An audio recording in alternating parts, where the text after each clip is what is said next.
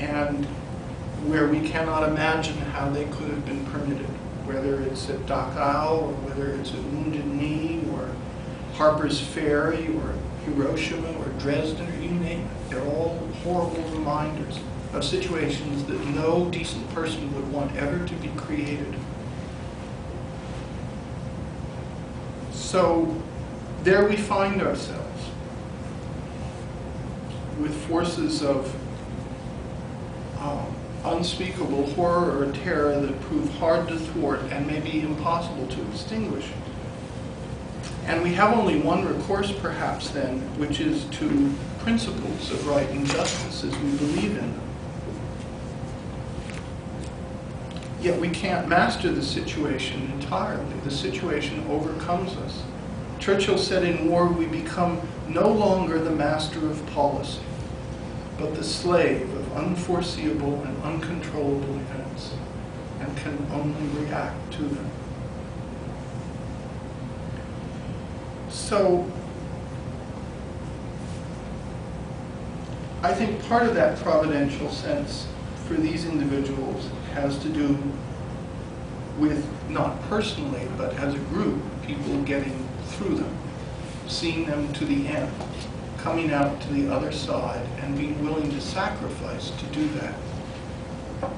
And that providential sense, ironically, ends up not being one of safety, or even of assured victory at all. It's actually one that's agonizing. It creates a lot of agony. It's not reassuring. And the good thing is, of course, it doesn't happen all that often, though it's happening for some people almost any time in the world. But for any one nation or group, it's not constant. And that when that time comes, that we have to trust that the very principles of justice and right that we have followed can prevail, and do everything we can to make sure that they will prevail, because that is all we can do.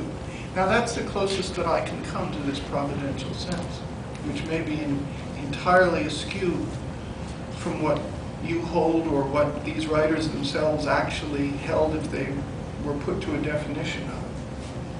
But it seems to me that faith in both the puniness of human abilities, but yet also the absolute necessity of exercising them to the utmost, is really a rare combination. I think for Lincoln, the second inaugural address exhibits that providential sense in a very dramatic way. It's that central part, not the last paragraph that's often quoted, but that central part about why the war came, and that slavery was really why it came, and that both sides suffered because of it, and that if the war had to come, it was providential that it came. In other words, it was God's will that it came. And yet if it destroyed so many, he said, if every drop of blood drawn by the bondsman's lash must be repaid now, so let it be. The judgments of the Lord are altogether just. This is a frightening sense of what is providential, and it really strains any acceptance of it, because it's not particularly comforting. It is something which is horrific to go through. And I think at the end of the war, Lincoln realized that this horror, which wasn't even yet over, though he hoped it would soon be over, was just that kind of experience. So let me stop there and that is a kind of landing place, because it kind of goes over some of the things that John had mentioned and that you've obviously been thinking about in the last week or so, and just see if there are comments or questions. And one way I would frame the rundown of these, whatever you want to call them, characteristics or principles, is, are all of these just qualities of character? In other words, we can say they're qualities of character. We can say that these are attributes of a cast of mind. Or are they also qualities and attributes of a way of handling language and a way of creating a style in either speaking or writing? What is the connection between them? And is that connection a necessary connection? Is it a sufficient connection? Does one guarantee the other?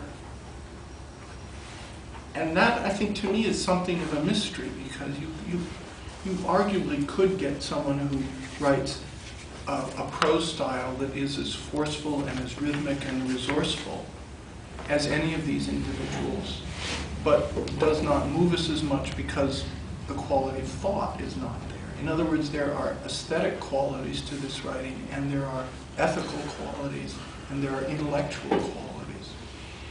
And how is it that the three interplay? And is that old French proverb really true? Style is the man, or style is the person? I mean, that's that very terse way of putting it. Does it really come through? It doesn't always, I'm sure. You know, we all know people who we think the world of. They're sterling characters and they're rather deep thinkers, but they can't really write very well. So what is it that has caused in these and other writers the ability to fuse qualities of mind with this force of prose, with this ability to put it in such a way that it's memorable and convincing and persuasive often, and that it affects a kind of community that is being led? I think that in the intellectual world, Johnson's certainly seen as a leader. In the political world, Lincoln and Churchill. So they were able to mobilize a large number of people to support them in one way or another. So it creates some sense of solidarity in their listeners in terms of political action. So for me, it remains something of a mystery. It's this old question of how you transform human qualities of lived experience into the written word, and what is that connection between them? And I think there is one, but I'm very hard-pressed to say exactly how it happens, or why it happens in some people more fully than in others. But I think for these three writers, each in their own way, it certainly does happen. There's a kind of alchemy. But you know, you can analyze their prose, you can diagram sentences, you can point out adverbs. Do I believe that it's connected with their character and their principle? Yes, I do, actually. I mean, I remember Rosanna Warren, who teaches here, once saying, even the placing of a comma can be an ethical act. I believe that. I think that's true. But how does that occur in the genesis of the actual writing and in the development? And all of these writers develop as writers. There's no writer who writes the best prose style they ever write before the age of 30. Don't know what that is. If you can name me one, I'd be interested in the poets, yes. I can't think of a prose writer in English who writes their best prose before the age of 30. Good prose, yes. Their best prose, no. Now that means something. I'm not sure quite what it means. It has to do with development of a form that isn't perfectly formal and has all different kinds of choices you can make in it. But I think it also has to do with some form of development of lived characters.